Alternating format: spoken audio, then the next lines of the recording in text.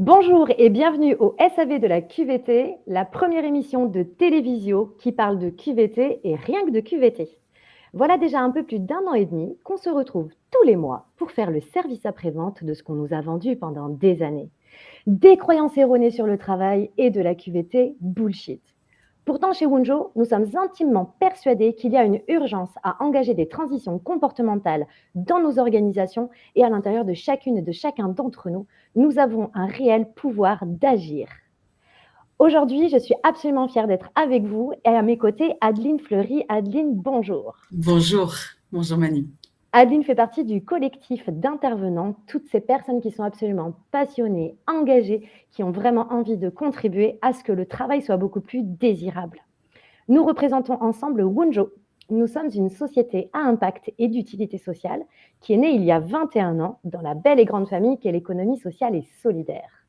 Nous avons à cœur chez Wunjo de rétablir les choses, d'essayer de redonner des lettres de noblesse à la qualité de vie au travail et surtout d'honorer la préciosité du vécu singulier de chaque travailleur et de chaque travailleuse.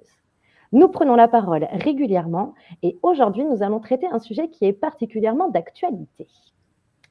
Avant de vous en dire quelques mots, j'aimerais vous présenter Adeline qui va partager la caméra avec nous pour l'heure qui arrive.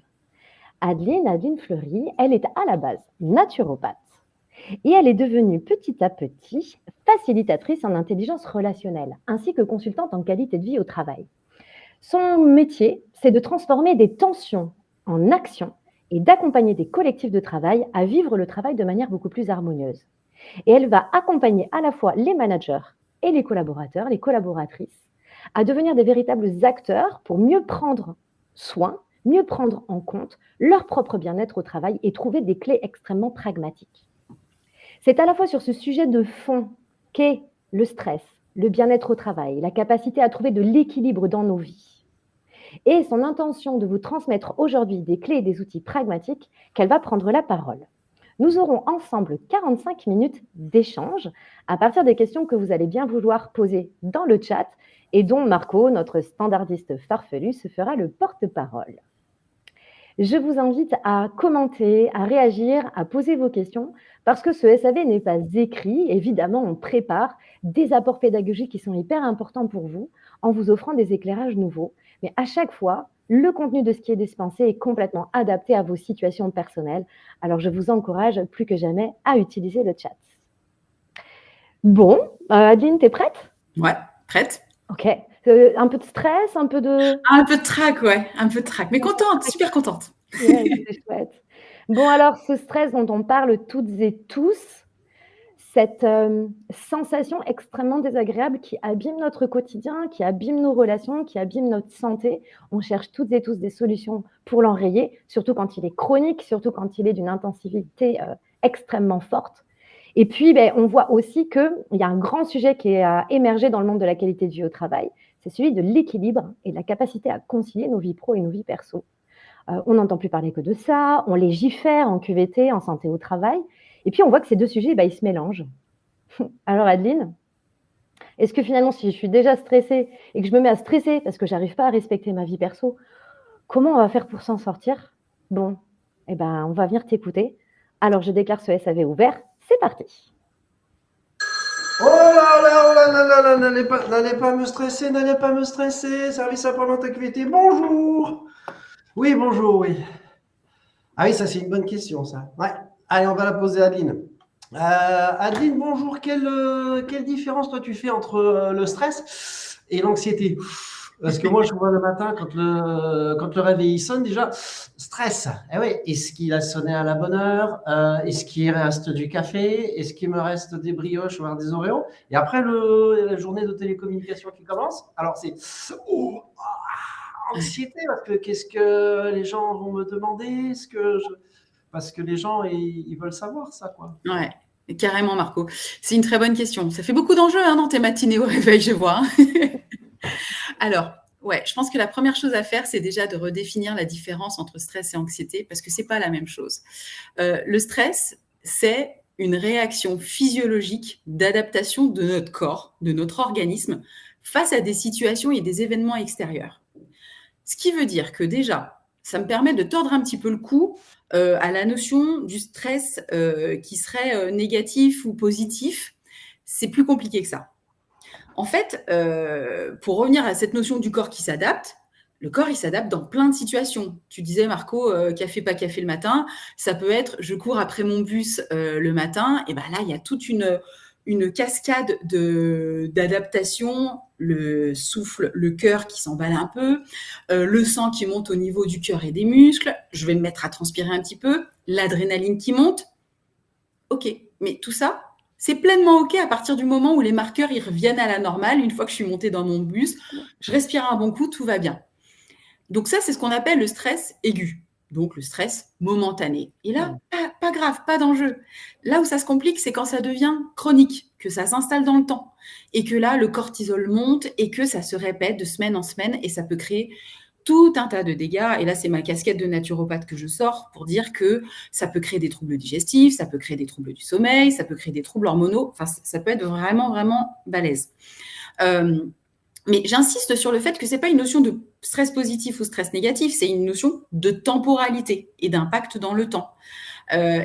Et pour juste justifier et animer ça, il y a 2 psychiatres américains qui, dans les années 70, ont créé des études.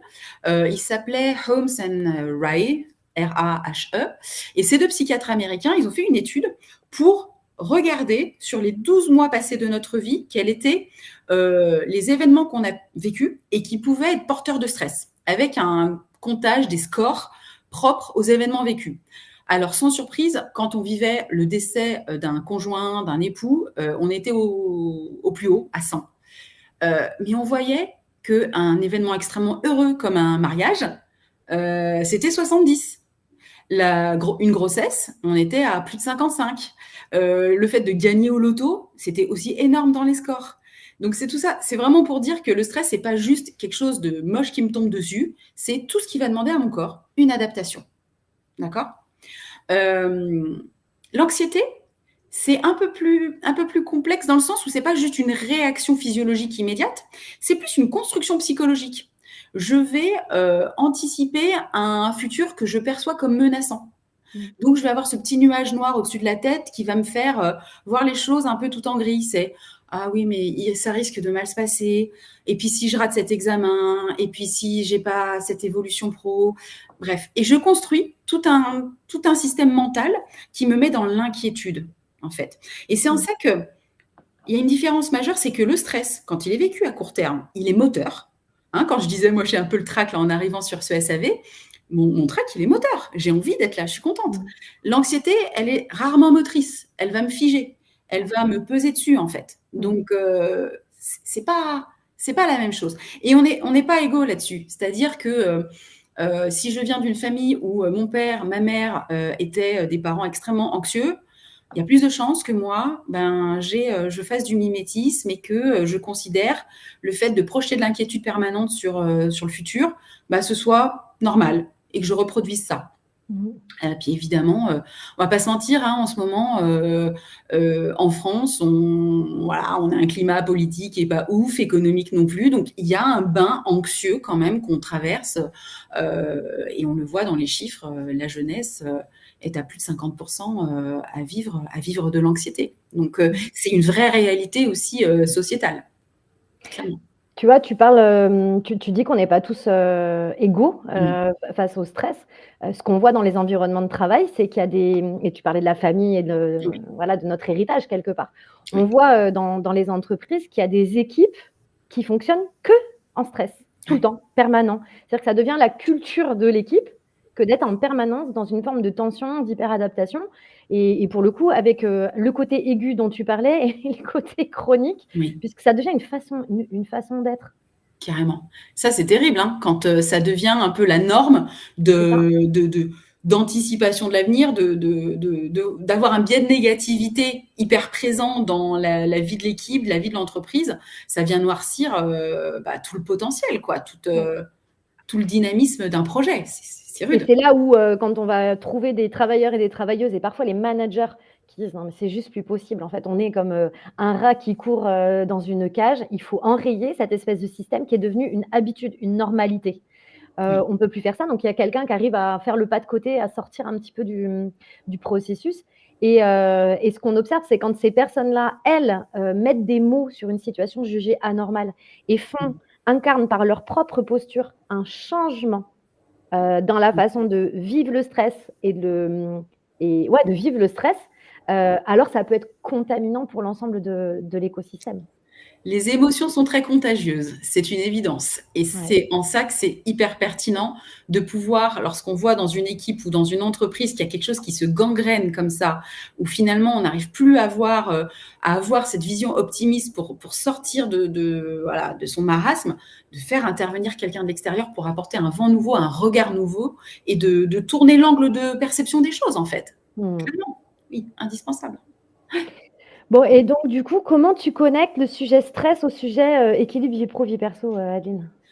Parce que je considère que si on est complètement mangé par un stress permanent ou une anxiété permanente, ça va être impossible de trouver cet équilibre-là aussi bien dans sa vie personnelle que dans sa vie professionnelle. Donc, en fait, poser ce regard-là sur c'est quoi mon niveau de stress, c'est quoi mon niveau d'anxiété, faire cet état des lieux-là, il est juste indispensable. Parce que sinon, comme on vient de le dire, l'anxiété qui gangrène une équipe, elle peut gangréner ma vie sur toutes ses facettes, en fait. Donc, clairement, indispensable de venir sonder ça, de façon individuelle avant tout.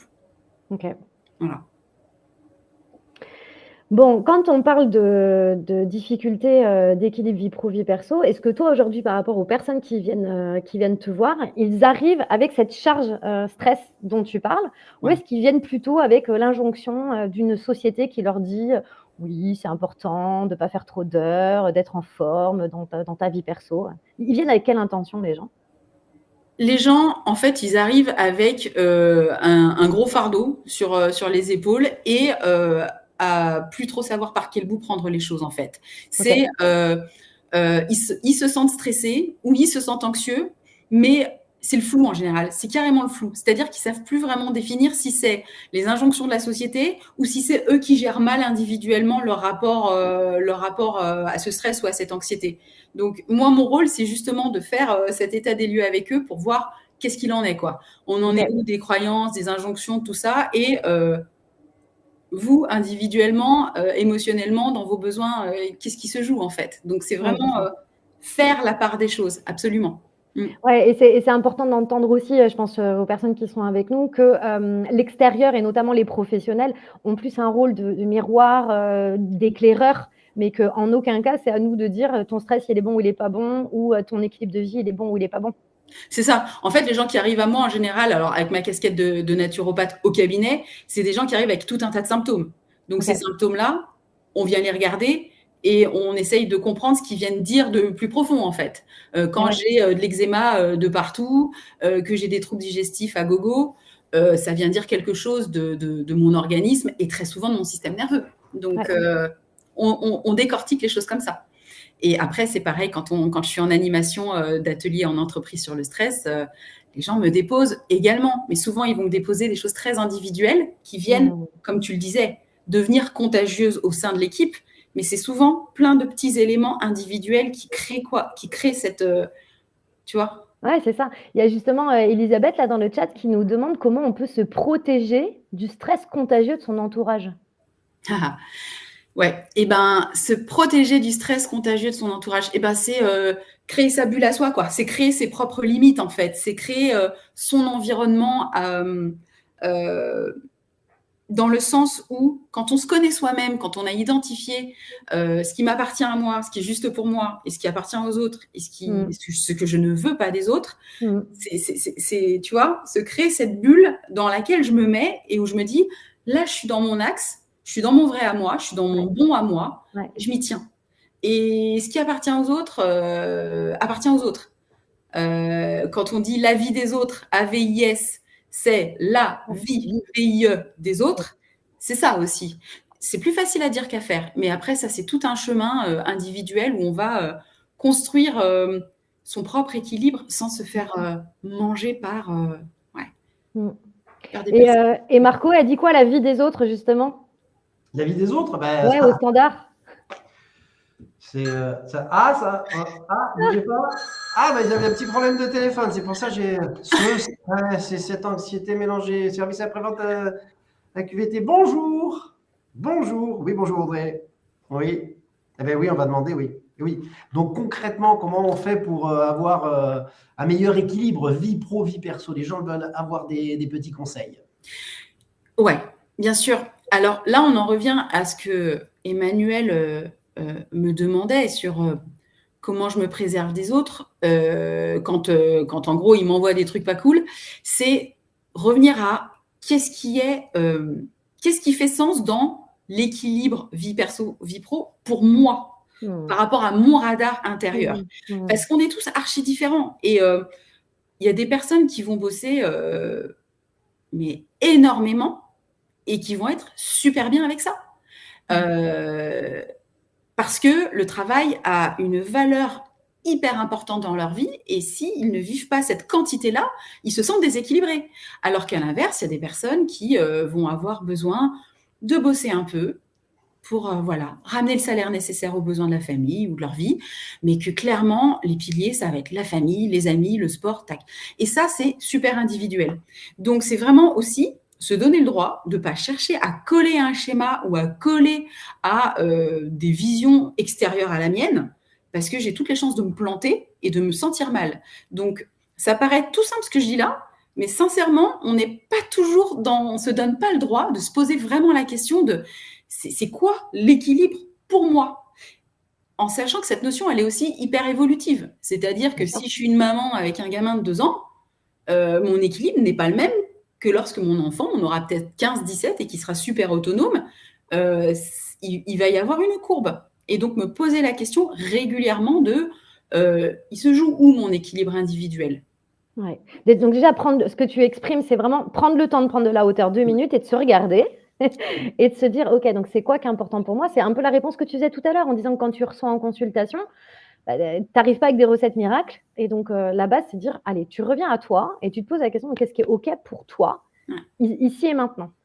Exactement. Tu avais un outil que tu avais envie de nous partager. Complètement. J'avais envie de vous parler d'un exercice qui s'appelle la roue de la vie, qui est un exercice de coaching que je trouve super intéressant. Parce que déjà, tu vois, il y a cette notion de roue, donc il y a quelque chose de circulaire, donc il y a quelque chose qui tourne. Donc, ce qui veut dire que c'est un peu comme la vie, les choses tournent, viennent, partent, reviennent. On n'est pas sur quelque chose de linéaire, tu vois, genre je vis ça et après, une fois que c'est vécu, ça ne reviendra plus jamais. Non, tu vois, l'équilibre, il est rotatif, il est évolutif. Et en fait, avec cette roue de la vie, ça va nous permettre de faire un point sur les différents domaines, les différentes sphères de notre vie. Et donc là, je vous invite, vous trouverez ces modèles facilement sur le net. À gauche, on a une roue de la vie vierge. Et on va pouvoir choisir les grands domaines sur lesquels on a envie de se poser en introspection.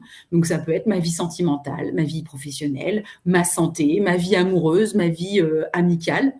Et je peux même le sous-catégoriser. Par exemple, ma santé, je peux très bien faire un focus sur mon sommeil ou mon énergie. Ma relation à moi, ça peut être le temps que je m'accorde. On peut créer plein de petites sous-catégories, mais il faut que ça fasse résonance avec notre vie à nous. Et encore une fois, on n'est pas là pour plaquer des blocs qui ne me parlent pas ou que je n'ai pas envie d'évaluer.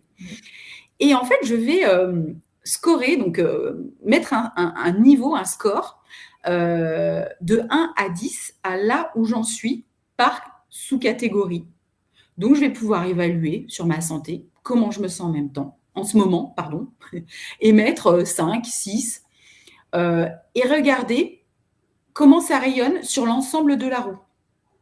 Pour faire cet état des lieux-là, on peut même aller plus loin et puis utiliser une autre couleur et aller évaluer ce serait quoi le niveau idéal. Idéal, ouais.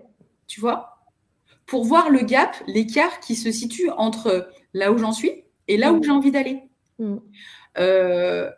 Et encore une fois, c'est super intéressant parce que c'est très individuel. Peut-être que quelqu'un, pour sa vie pro, il va mettre qu'il est à 5 et puis rester à 5 parce qu'en fait, ça lui va bien et que ce n'est pas du tout sur ce domaine-là qu'il a envie de mettre sa priorité d'énergie ou d'évolution.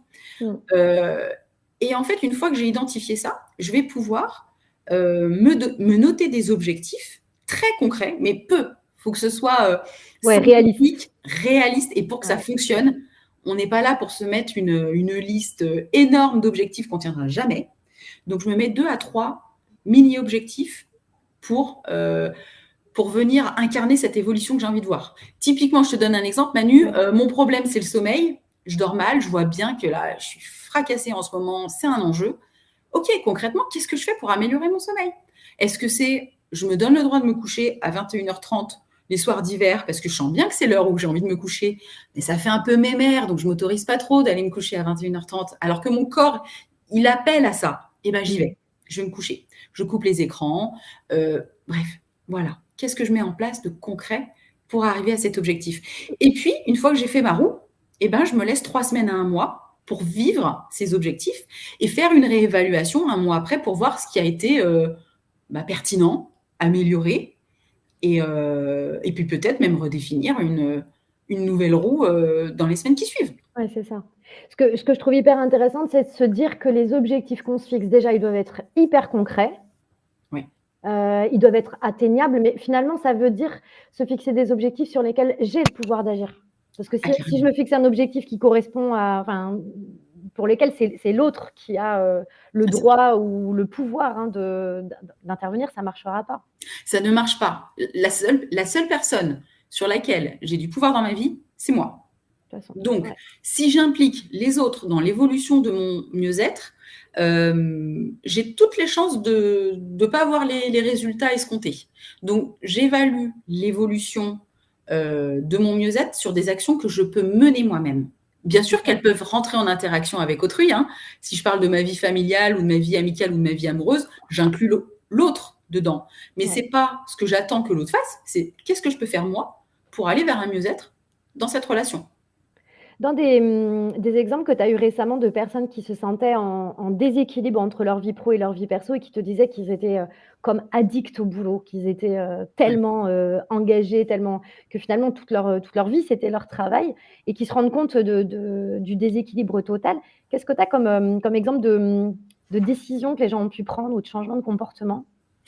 Là, tu vois, justement, oui, cette roue de la vie, elle peut déjà donner une belle cartographie de la place que peut prendre la vie pro quand elle va être comparée aux autres éléments, tu vois. Et alors, comment je vais pouvoir accompagner ces personnes qui donnent tout et qui se sentent en déséquilibre, c'est ça que tu dis. Ouais. Parce qu'il y a celles qui sont à fond et pour qui tout va bien. Mais pour celles qui sentent bien qu'elles sont rentrées dans une sorte de work addict, je les invite à réellement se poser sur c'est quoi que j'essaye de nourrir en bossant autant, en fait. C'est quelle part de moi qui cherche à... souvent, il y a un besoin de combler quelque chose. Donc, on parle de vide, en fait, derrière. Tu vois, quand je remplis, c'est qu'il y a un vide qui se cache derrière. Donc, il est où ce vide? Il parle de quoi? Donc là... Je me souviens, pardon de t'interrompre, parce que là, c'est le cri du cœur. Quand j'étais en train de glisser dans le burn-out en 2015, ma coach, elle m'a dit « J'ai qu'une seule question à te poser, la séance est terminée. » Elle me dit « Après quoi tu cours ?» Et elle a raccroché. C'est exactement ce que tu dis. Ouais, c'est ça. C'est vraiment créer une sorte de court-circuit dans cette course-là, effrénée dans le boulot, qui devient automatique, pour créer, tu vois, ce déclic de comprendre, mais je cours après quoi concrètement? J'essaie de remplir quoi? Et là, on est sur un travail de coaching, voire de psychologie, mais qui est super intéressant, super intéressant. On en revient à toutes nos histoires de croyances, des histoires qu'on se raconte ou des traumas qu'on a pu vivre et qui sont en fait une super invitation à venir revisiter. Bon, et puis... Service après-vente QVT, bonjour. Bonjour. Oui. Ah ben oui, ça c'est d'actualité, oui, depuis. Oui, on va demander. Oui, Adeline, l'histoire du télétravail, est-ce que ça complique pas aussi des fois un petit peu les choses entre justement cet équilibre vie pro, vie perso quand on reste à la maison pour travailler? Ouais, ça c'est une super question. Il y a autant de réponses que de personnes. Il y a des gens qui ont carrément trouvé leur juste équilibre avec le télétravail parce que ça a été super facilitateur dans leur organisation. Je fais ma machine entre deux calls. Voilà, bref, il y a plein d'exemples comme ça. Et puis d'autres personnes qui n'ont pas réussi à trouver leurs limites, qui n'ont pas réussi à trouver leur cadre. Et en fait, ils se sont fait manger dans un glissement où la vie perso et la vie pro se mélangent, se juxtaposent, et pour qui c'est compliqué. Donc, il y a vraiment des questions de tempérament, de personnalité, et pour certaines personnes, un besoin de poser un cadre beaucoup plus concret pour se dire, OK, là, je suis à la maison, je suis en travail entre telle heure et telle heure, mais une fois qu'il est passé, par exemple, 18 heures, je ferme mon ordinateur, je coupe le téléphone, je ne réponds pas à tel ou tel mail et je me mets dans ma bulle vie perso et je n'en déroge pas. Mais ça, c'est très individuel. Il y a des gens pour qui il y a une souplesse entre l'un et l'autre qui est évidente et pour d'autres, ça l'est pas du tout. Donc, on le voit, hein, comme certains revendiquent qu'ils veulent à tout prix du télétravail et d'autres qui sont là, je suis pas fait pour, ça me correspond pas, laissez-moi retourner au boulot. Donc, ce qui me frappe dans toutes tes réponses, en fait, Adeline, c'est cette considération vraiment très forte de la singularité, en fait, de la recette et de la façon de vivre les choses. Et j'ai le sentiment qu'à chaque fois qu'il y a un problème, en fait, tu renvoies à une forme d'hygiène personnelle. Tu as l'air de dire, prenez-vous en main, en fait, les loulous. Qu'est-ce qui me correspond? Qu'est-ce qui me correspond? Et on en parlera après, mais à partir du moment où si le cadre qu'on me propose ne correspond pas à mes besoins et que je m'y perds, eh ben, je vais redéfinir le cadre. Je vais redéfinir le contexte de ce qui me correspond. Je pense qu'on a toujours le choix dans la vie. Alors, c'est évidemment, tu vois, plus ou moins facile à obtenir, mais on ne devrait jamais être victime d'un cadre qui ne nous correspond pas, dans lequel on ne s'épanouit pas. Donc, justement, pour parler de cette harmonie ouais. entre finalement, alors mieux connaître et mieux comprendre qui je suis, comment je fonctionne, là où je mets de l'énergie, ou comprendre pourquoi est-ce que je mets tant d'énergie et voir s'il y a de l'harmonie avec l'environnement. Tu avais envie de nous parler d'un deuxième outil que tu utilises. Bien sûr, je voulais parler de ma QVT, forcément, parce que la roue de la vie qu'on a vue pour vraiment cartographier les différentes sphères de notre vie, il y a quand même cette sphère pro qui est indispensable à venir voir un peu plus en détail. Et là, ma QVT, c'est un outil absolument génial pour aller regarder quelles sont mes aspirations, quels sont mes besoins au travail, et puis aller regarder justement quelle est la place que prend la vie pro dans ma vie. Est-ce que je fais partie de ces personnes pour qui le travail, il est vraiment indispensable, ce qui veut dire que je vais avoir des grandes attentes, des grandes exigences, et que ça va être important que mes curseurs de besoins nourris sur le plaisir, la sécurité, mon pouvoir d'action, puissent, voilà, qu'ils soient vraiment, vraiment hauts pour que je sois bien moi-même. Et ça, ma QVT, c'est un outil absolument génial pour aller balayer vraiment en détail plein d'items et avoir une cartographie super clair et faire baisser le niveau de stress et d'anxiété. Et là, j'aime bien donner cet exemple d'une personne que j'ai accompagnée avec ma QVT qui était dans un flou total. Elle sentait bien que ça n'allait pas au boulot, mais elle était un peu incapable de me dire pourquoi, comment, c'était flou. Et on a vécu ma QVT ensemble et ça lui a donné tout un tas d'éclairages en fait, extrêmement concrets sur qu'est-ce qui n'allait pas et surtout qu'elle puisse se sentir plus forte pour en parler auprès de son manager, parce que ce qu'elle appréhendait depuis plusieurs années, c'était ces fameux rendez-vous annuels avec son N+1, où en fait, son patron était très content de ce qu'elle faisait, et à chaque fois la survalorisait en lui disant « mais génial, on est hyper content de toi, tes niveaux de performance sont super hauts, tout va bien ».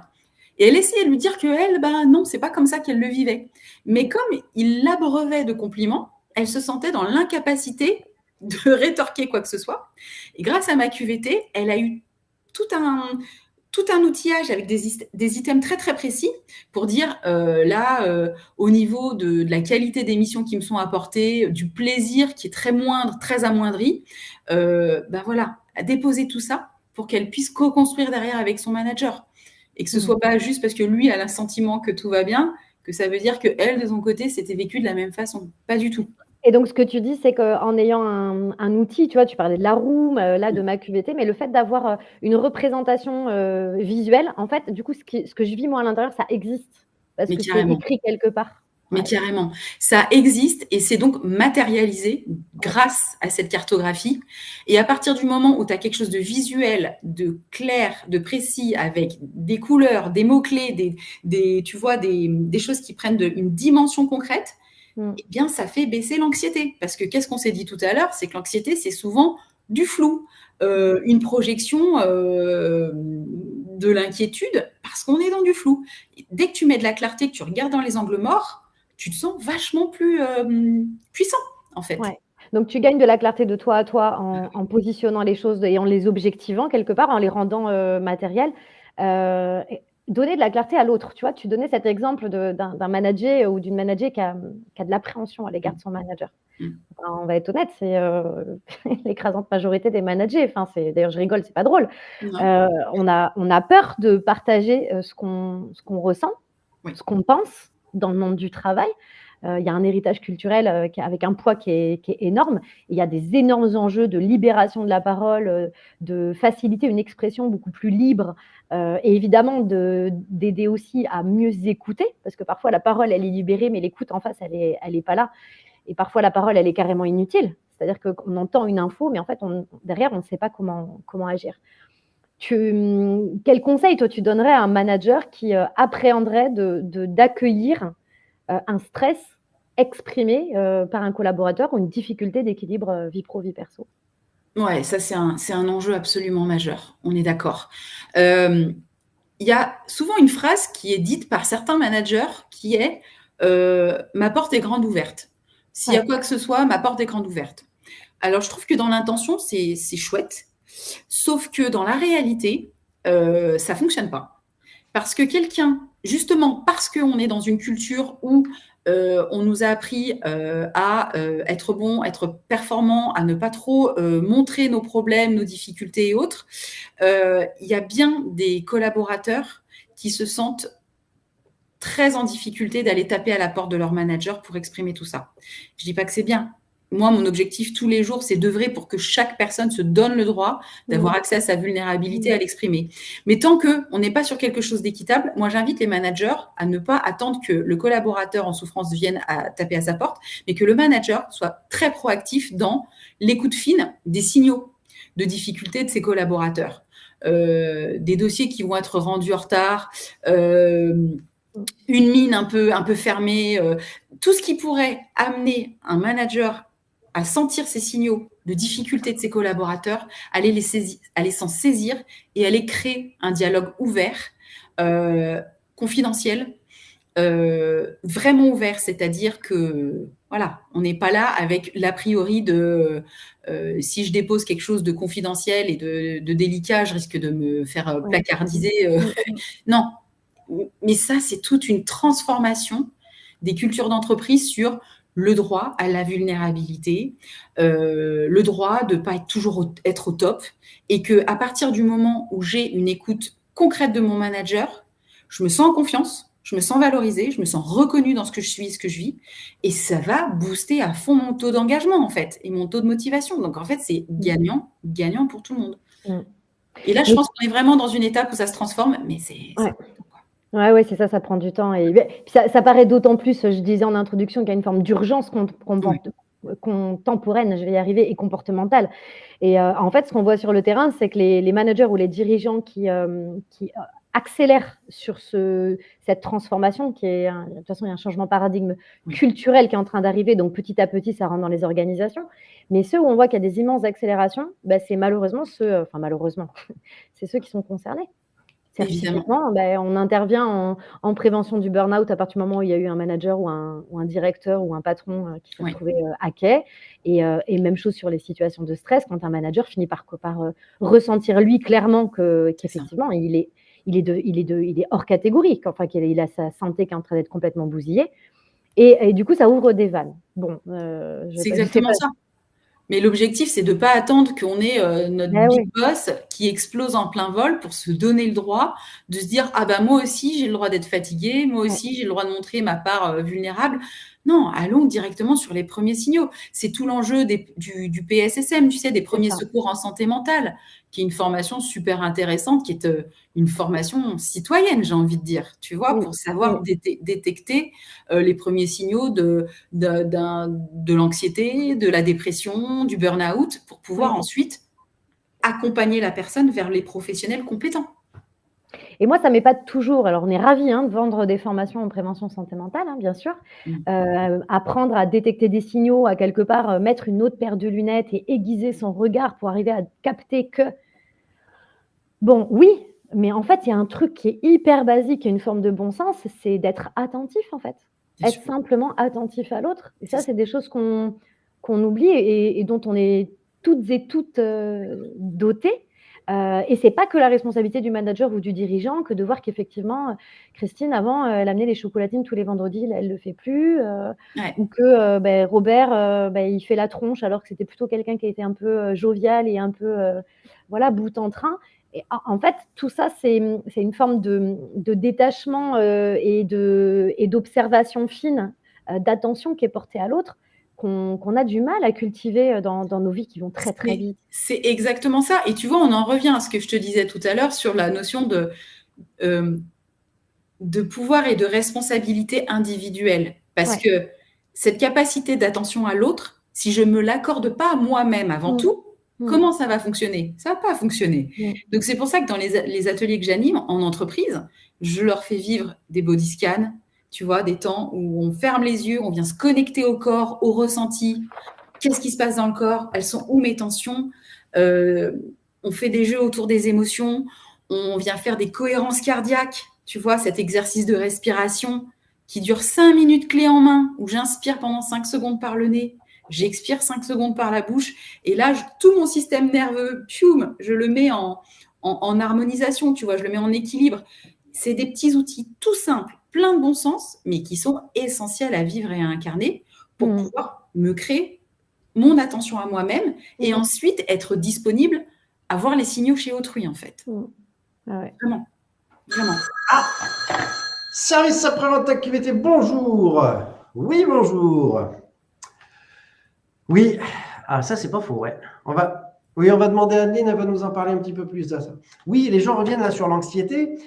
Est-ce que le fait quand même de cette fichue manie qu'on peut avoir au quotidien de chercher à anticiper les choses, à vouloir savoir ce qui va se passer dans 2 heures, dans 3 jours, dans 6 mois, est-ce que ça vient pas aussi stimuler un petit peu notre anxiété?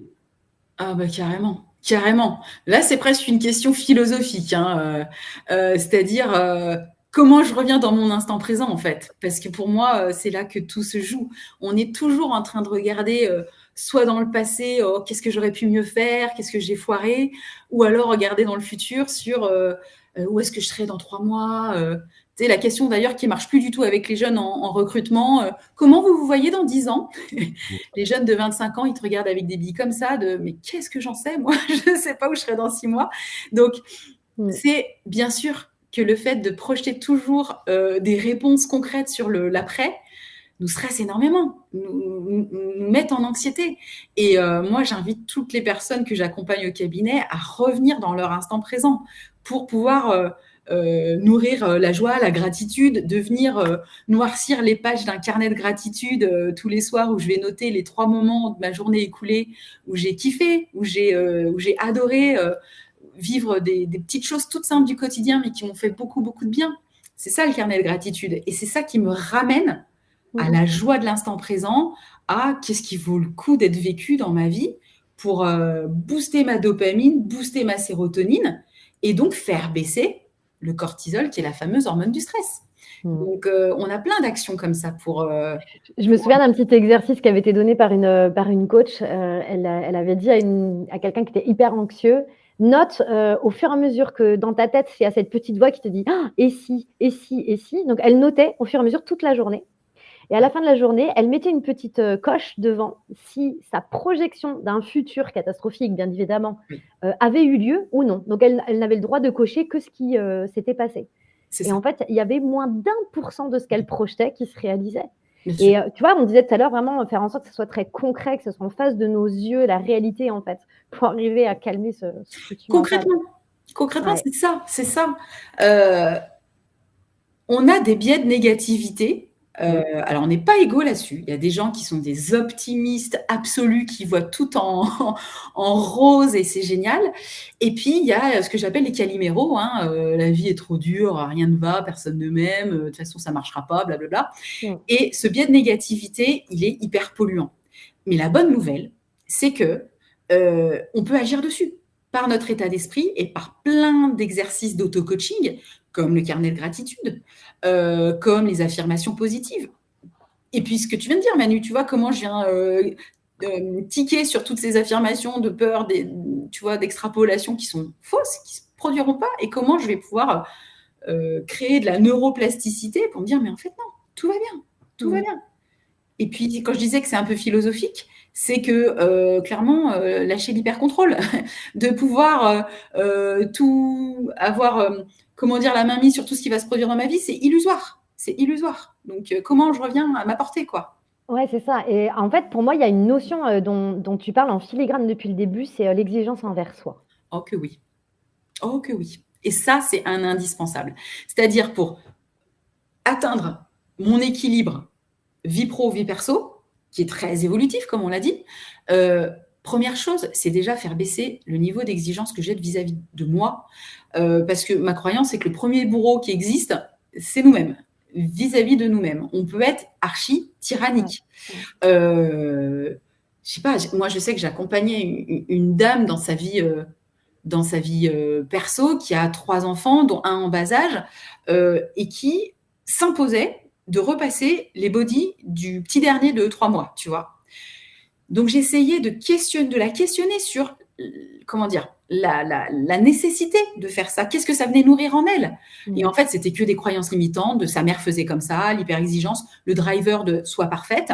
On est bien d'accord que le petit bout de chou de 3 mois, body repassé par repassé, non, ça se joue vraiment de elle à elle, quoi. Ouais, zéro incidence. Et donc, en fait, c'est décortiquer tout ça. Autre exemple, j'ai une personne qui venait au cabinet qui me disait que le midi, le truc qui lui faisait le plus de bien, c'est de pouvoir prendre sa pause déj toute seule. Parce qu'elle avait besoin de silence et de se régénérer. Et elle s'imposait d'aller prendre sa pause déj avec ses collègues. Et ça la saoulait, en fait. Ça lui pompait énormément d'énergie parce qu'il y avait énormément de ragots, de machin. Elle n'avait pas envie de ça. Et je lui demande, mais pourquoi vous continuez à manger avec vos collègues? Ah ouais, mais vous comprenez, elles risquent de me juger, elles vont penser que je suis un peu, je joue solo, que je suis asociable. Et en fait, elle s'était créée tout un univers de réalité, certainement parce qu'elle vivait une blessure de rejet. Donc, elle projetait que les autres allaient se sentir rejetés si elle faisait ainsi. Donc, on a décortiqué tout ça. Et on est plein d'injonctions, on est plein d'exigences qui sont à franchement désamorcer pour aussi se foutre la paix. Lisez le bouquin de Fabrice Midal qui s'appelle « Foutez-vous la paix », qui est juste une bible pour moi.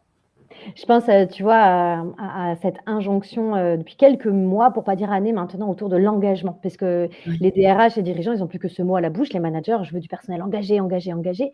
Et en fait, on comprend bien que de toute façon, quand on est salarié managé, que effectivement, si les gens ne sont pas engagés, forcément, on ne va pas atteindre les objectifs et forcément, la boîte, elle ne tournera pas bien. Mais en fait, on ne sait pas très bien ce qu'on met derrière cet engagement. À tel point que, comme les critères, ça c'est très très QVT, comme les critères en fait de la qualité du travail ne sont pas définis, comme les critères qui font qu'on va juger que quelqu'un est engagé ou ne l'est pas, comme tout ça c'est une immense zone de flou, chacun y va de sa petite représentation personnelle, de sa carte du monde personnel, et finalement va venir calquer souvent son histoire et puis ce qui est inscrit quelque part dans le cabochon, ce qui fonctionne comme étant des règles pour nous et l'image qu'on veut projeter dans la société et qu'on veut avoir de nous à nous. Quand on entend, par exemple, Adeline, que si tu sors du boulot et que tu n'es pas fatiguée, c'est que tu n'as pas assez travaillé ou assez bien travaillé. Ah oui. Mais complètement. Et encore aujourd'hui, en 2024. Bien sûr, encore aujourd'hui. Ce n'est pas que les boomers qui ont cette croyance-là. Mais moi-même, ça c'est un exemple très perso. Ma croyance, parce que j'ai des parents qui étaient artisans, commerçants, boulangers, pâtissiers, le travail, c'est quand tu es archi fatigué, le travail, c'est dur. Je m'étais mariée avec un professeur, autant vous dire que dans la famille, professeur, c'est coolos, quoi. Et que des croyances comme ça, de vision qui étaient propres à ma famille. Et on est tous empreints d'une culture familiale, d'une culture voilà, sociétale et autres, et qu'on doit s'inviter à revisiter. Ça, c'est un indispensable. Sinon, on projette sur l'autre notre réalité, qui n'est que la nôtre, et c'est là que ça crée des tensions, des conflits dans tous les sens, et qu'on ne s'en sort pas. Alors, on projette sur l'autre et après, il y a dans l'autre sens où on va observer le comportement de l'autre, souvent qui a une position d'autorité, en termes d'exemple, d'exemplarité du comportement à avoir et donc du coup se mettre dans les chaussons et se mettre à voir la vie de cette personne qui semble être exemplaire. Ça, ça fout la rate au courbouillon à nos amis managers parce que il y en a, ils nous le disent, il y en a plein qui nous disent, moi à 17h, je pourrais filer en fait, ce que j'ai fait, ce que j'avais à faire, c'est OK. Mais non, je pars le dernier de la boîte. Ça. Donc, ça veut dire que s'il y a Micheline qui est à la bourre parce qu'en fait, elle n'y arrive pas ou qu'elle a bu trop le café ou que le manager, du coup, il abîme le temps qu'il pourrait passer dans sa vie perso. Il se contraint à rester et à se rajouter de la charge parce qu'il se dit, je n'ai pas le droit d'arriver.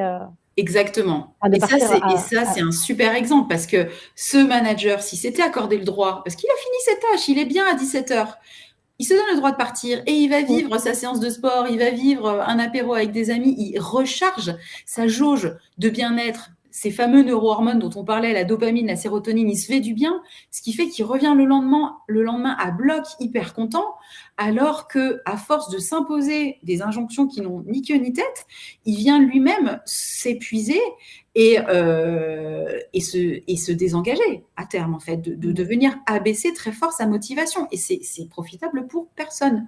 Donc oui.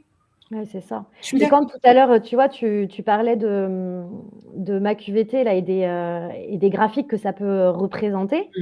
Par exemple, entendre que quelqu'un, si on prend ce graphique-là, quelqu'un qui a profondément besoin de se réaliser, enfin vraiment qui vient au travail pour se réaliser et qui va venir chercher aussi une identité. On voit que le deuxième histogramme le plus important, quelqu'un qui va venir chercher une image dans la structure.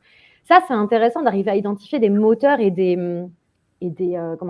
leviers, des sources d'énergie pour aussi, quand on observe quelqu'un qui se comporte d'une certaine manière, se dire, arrêter de calquer le fait que ce soit bien ou que ce soit pas bien, mais se dire simplement, c'est sa recette à lui, en fait. Exactement. Et ça, c'est hyper, hyper important de pouvoir s'auto-questionner sur c'est quoi mes moteurs forts. Ce que j'appelle aussi les zones de flow, tu sais, les zones de flow, c'est les moments où tu vis quelque chose, une action, une activité, où le temps passe sans même que tu t'en rendes compte parce que tu es tellement à fond dans ce que tu es en train de vivre que ça passe tout seul.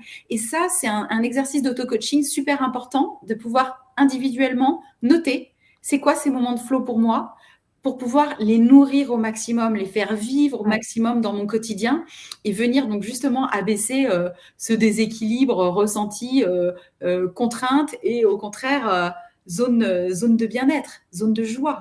C'est ça en fait, l'équilibre, c'est sortir du métro boulot dodo, sortir de la contrainte et mettre du sens, mettre de quelque chose de vivant et de joyeux. Et après, il y a plein d'outils pour nous aider à trouver cet équilibre. Il y a les tableaux de bord, comment je crée mon planning, ma piscine, pour revenir à mon exemple de la piscine qui pourrait être pour moi, tu vois, un super moteur pour équilibrer mon système nerveux et abaisser mon ressenti de stress. Je vais à la piscine 1 heure par semaine. C'est un indispensable. C'est le moteur de ma santé mentale pour venir abaisser les signes de stress. Et ben, je décide que 7 heures de piscine, elle n'est pas négociable. Je la mets forcément dans mon agenda. Et rien ne doit faire que je l'en extrais, sinon je me mets en déséquilibre. Et ça, c'est ultra individuel.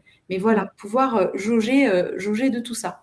Ce que j'aime, c'est que tu décomplexes beaucoup finalement les sujets. Tu donnes très peu d'injonctions face aux injonctions, Adeline. Ça marche pas.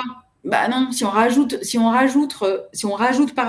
quelque chose d'arbitraire, là où on a envie justement de déconstruire, de mettre de l'assouplissement, de créer du dialogue, d'accepter que j'ai une réalité, vous avez votre réalité et qu'on va composer avec ça. Je ne peux pas arriver avec un cadre hyper étroit, hyper rigoureux, ça ne fonctionnera pas.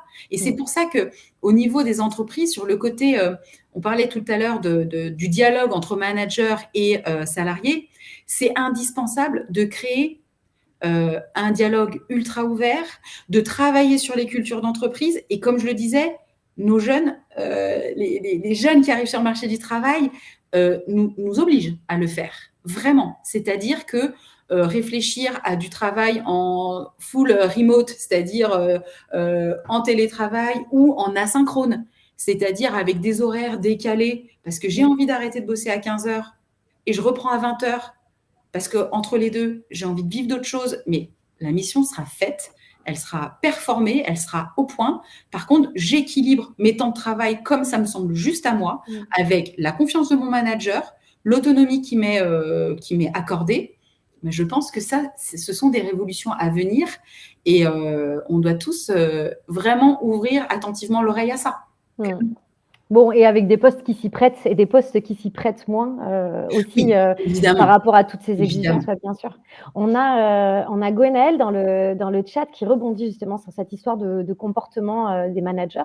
Elle demande, est-ce que le manager n'a pas précisément un exemple à donner pour donner l'opportunité à l'équipe de modéliser son efficacité, par exemple pour s'autoriser à partir à 17h finalement, et pour donner aussi à l'autre l'opportunité de modéliser aussi sa capacité à prendre soin de lui-même. Mais carrément, un manager, c'est quelqu'un qui impulse pour moi, qui impulse une énergie, qui impulse une vision. Donc, bien sûr que le manager, il a une responsabilité dans tout ça. Mais grand nombre de nos managers sont pas forcément hyper outillés, eux non plus, tu vois, à ce niveau-là. Donc, moi, c'est ce que j'essaye de faire au quotidien. C'est d'aller dans les entreprises et les sensibiliser sur toutes ces notions pour qu'ils se sentent plus à l'aise, plus légitimes pour, en effet, incarner tout ça et être moteurs dans leur équipe. Il y a vraiment une histoire d'autorisation à se donner, de soi à soi et donner les autorisations aux autres. Et en fait, c'est super facile à dire, c'est beaucoup moins facile à faire. Mais pourtant, ça demande du courage, ça demande peut-être des petits pas, de tenter, d'expérimenter. Et ça demande beaucoup de dialogue. Carrément. Vraiment beaucoup de dialogue, ce dont on manque, déconstruire ces représentations avec des rapports de pouvoir, de ce que j'ai le droit ou ce que j'ai pas le droit de faire. Oui, il y a des règles évidemment dans une entreprise, il y a des comportements, mais c'est la bienséance, j'ai envie de dire, en société. Et tous ces sujets que toi, que Marco, que moi, que tout le monde là dans le chat, tout ce qu'on vit, si vous n'êtes pas les seuls à le vivre en fait. Il y a du monde qui vit ça avec vous. Et tout l'intérêt, c'est aussi d'avoir parfois des lanceurs d'alerte et des personnes qui osent faire ce pas de côté et mettre un sujet à l'ordre du jour en disant, bon, c'est bien beau là, dans notre boîte, on est hyper RSE, on a une démarche QVT, QVCT. Est-ce que juste on peut parler du travail réel en fait, de la façon dont on vit les choses très, très concrètement, de ce qu'on ressent et trouver ensemble aussi du soutien, parfois de l'entraide, d'une forme de solidarité, une forme de fraternité ou de sororité auquel on sait bien que ça peut être là dans les équipes, c'est juste qu'on ne crée pas les espaces pour ça. Carrément. Ouais. Carrément, c'est exactement ça. Et comment on va se donner le droit de faire rentrer toutes ces notions-là qui pourraient sembler comme hors sujet pour les entreprises un petit peu archaïques, mais on voit bien que ça bouge énormément. Moi, j'arrive maintenant avec mes outils, mes jeux de cartes sur les émotions, sur les besoins. J'arrive avec mes fleurs de bac, avec mes huiles essentielles, et j'essaye de révolutionner un peu tout ça, de dépoussiérer un peu l'approche pour qu'on se donne le droit de sentir, de ressentir, de verbaliser, et ainsi, créer des choses différentes et beaucoup plus harmonieuses individuellement et donc collectivement. Et bien moi, mon harmonie de maintenant, ça va être à la cantine. Alors ce qui est bien, c'est qu'à la cantine, on est tous, il y a les collègues, et il y a tout le monde, il y a les managers, il y a les N+1, il y a les N-12, on est tous à la cantine. Et là, on a des vrais échanges. Passe-moi le sel, tu veux de la mayo avec tes frites? Et ça, c'est détendu. Et après, on est bien l'après-midi pour travailler. Allez, moi, je file parce qu'apparemment, il y a des frites et du hareng. Ce midi, j'adore le hareng. Et moi, je vais vous souhaiter de bonnes fêtes. Et puis, on se voit à la rentrée pour un prochain SAV de la QVT. Vous m'attendez, les gars ou Salut, Marco. Merci Bonne app, beaucoup. Marco. Le hareng, c'est une bonne idée, le hareng? Ouais, c'est bien. Oui, on trouve un peu d'oméga 3 dans tous les petits poissons gras, c'est très bien. Ouais. C'est bon pour notre système nerveux. Bon, évidemment, l'heure est encore passée très, très vite. On aura encore plein de choses à dire. Merci, Adeline, pour ce SAV qui était très sur un mode interactif. On a beaucoup papoté ensemble. Merci aux quelques personnes dans le chat qui ont posé des questions ou qui ont pu réagir. Si vous avez plaisir à continuer les échanges. Adeline est à votre disposition et moi, de la même manière, n'hésitez pas. Vous avez un petit bouton en haut avec marqué « Je peux être recontacté ». Que vous souhaitiez, alors par exemple, Adeline, si on peut faire un petit focus là, sur ce que tu fais, tu animes des ateliers sur le bien-être et la santé mentale. Tu veux nous en dire quelques mots là sur ces ateliers? Oui. Alors, j'anime des ateliers sur tous les sujets que sont le stress, l'anxiété, comment trouver des solutions naturelles face aux troubles du sommeil, comment prévenir le burn-out. Et là, j'arrive avec ma casquette de naturopathe et de consultante QVT pour outiller les gens concrètement avec des solutions naturelles, voilà, pour trouver l'équilibre. Donc, tu es sur Lyon, ça mérite peut-être… oui, mais pas que. Je suis basée à Lyon, mais je bouge sur toute la France et les opportunités peuvent vraiment s'ouvrir au national. Ok, super. Et puis, en partenariat avec Clara Martin de Conciliandre, vous déployez, alors c'est un vrai partenariat qu'on a avec Wonjo, on aime profondément aussi cet organisme qui s'appelle Conciliandre.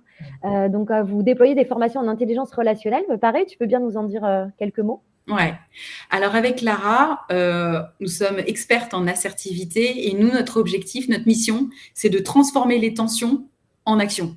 Donc, on vient travailler au cœur des entreprises pour mettre de l'équilibre dans les relations entre managers, entre collaborateurs, au sein des équipes, avec plein d'outils hyper ludiques et venir faire vivre cette intelligence relationnelle et collaborative pour plus d'harmonie au sein des équipes.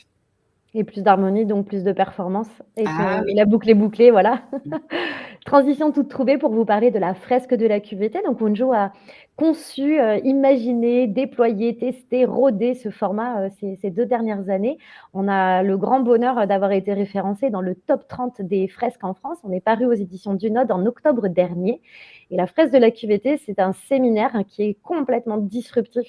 On prend une équipe le matin, c'est plus la même le soir. On l'a transformée parce que justement, on lui a donné la possibilité de vivre un temps un peu déconnecté où la parole est libre, où les émotions ont toute leur place, où on peut partager ce qu'on pense et tout ça avec une colonne vertébrale qui est comment je peux mieux prendre soin de moi et mieux prendre soin des autres pour qu'effectivement le travail soit une expérience épanouissante individuellement et performante d'un point de vue collectif. Donc Adeline, elle est en cours de formation pour devenir fresqueuse de la QVT. C'est un moment assez incroyable que de vivre une fresque avec au cœur la réalisation du baromètre QVT grâce à l'outil Ma QVT dont tu as parlé tout à l'heure. Et alors justement, donc Adeline, tu as un petit cadeau pour tout le monde. Vas-y, raconte, c'est quoi? Je serais ravie de proposer de vivre avec moi un temps sur ma QVT, de vivre votre état des lieux de votre bien-être professionnel grâce à la web app Ma QVT, complètement. Donc, c'est 1 heure en tête-à-tête Ouais. voilà, qu'Adeline vous offre. Et puis, Wonjo vous offre l'accès aussi à la plateforme. Donc, c'est vraiment un point, une prise de hauteur, à la fois une introspection à l'intérieur et en même temps une prise de hauteur sur votre vécu du travail ici et maintenant. Et qui vous permettra pour reboucler sur ce qu'on disait au tout début, de connecter finalement, c'est quoi vos moteurs, pourquoi est-ce que vous vous levez le matin, quelle est la nature d'expérience que vous avez envie de faire au travail, quelle est celle que vous faites plus ou moins, comment ça bouge pour vous à l'intérieur et où est votre pouvoir d'agir. C'est vraiment ça. Profitez-en, vous pouvez flasher le code qui apparaît sur votre écran ou tout simplement cliquer.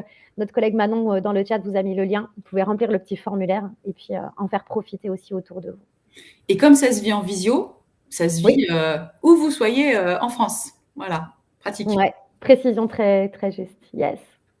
Bon, alors on se retrouvera, comme le disait Marco, au prochain SAV de la QVT. C'est le mardi 14 janvier prochain. J'aurai le bonheur de recevoir Valérie Varnet. Donc Valérie qui est coach, vraiment coach senior plus, avec un gros parcours derrière elle de management. Et son sujet à Valérie, c'est le bien-être des dirigeants. Ça sera un SAV sans concession, sans langue de bois, dédié à la question de la qualité de vie au travail des dirigeants et des dirigeantes et qui pose finalement la question de est-ce que j'ai le droit d'aller bien quand je suis patron ? Parce que c'est en ce moment ce qu'on entend sur le terrain. Mais de toute façon, je m'occupe de mon personnel, je fais ce que je peux, mais moi, voilà. Ou tous ceux qui nous disent aussi, mais moi, tu sais, j'ai pas le temps de faire un burn-out. Ouais, ok. La question à laquelle elle répondra, Valérie, c'est aller bien quand on est dirigeant, est-ce que c'est possible ? Et évidemment, elle nous donnera, ça fait 25 ans qu'elle fait du coaching. Elle a coaché des milliers de personnes. Elle va nous donner des retours d'expérience et des illustrations très, très concrètes de dirigeants qui ont eu des prises de conscience, qui ont modifié certaines choses dans leur comportement pour s'autoriser eux aussi à vivre l'expérience la plus favorable possible du travail. Voilà, sachez donc que tous nos SAV sont potentiellement revisionnables, donc en replay. Nous avons une chaîne YouTube que vous voyez là sur la droite de votre écran. Vous pouvez flasher également. On en a fait quand même un certain nombre, donc tout ça s'accumule petit à petit, à chaque fois des thèmes tout à fait différents et en même temps avec cette connexion centrale qui est à peu près toujours la même, qui est celle de Wonjo, qui est celle de cet attachement profond à la préciosité de la vie et cette volonté de faire en sorte que le travail soit désirable et que le travail demain soit encore plus désirable. Merci Adeline d'avoir été avec nous. Merci pour ta fraîcheur, ta générosité, ton sourire. Merci Manu. Tu veux nous dire un dernier petit truc avant qu'on raccroche? Un grand merci, surtout un grand merci à toutes les personnes qui ont participé à ce webinaire. C'était génial. J'ai adoré. Et maintenant, voilà, je souhaite à tout le monde de pouvoir s'outiller pour arriver à définir cet axe équilibre vie pro, vie perso et faire baisser le stress. Merci Adeline et merci à tout le monde. J'envoie le générique en espérant qu'il marche. À bientôt. Au revoir.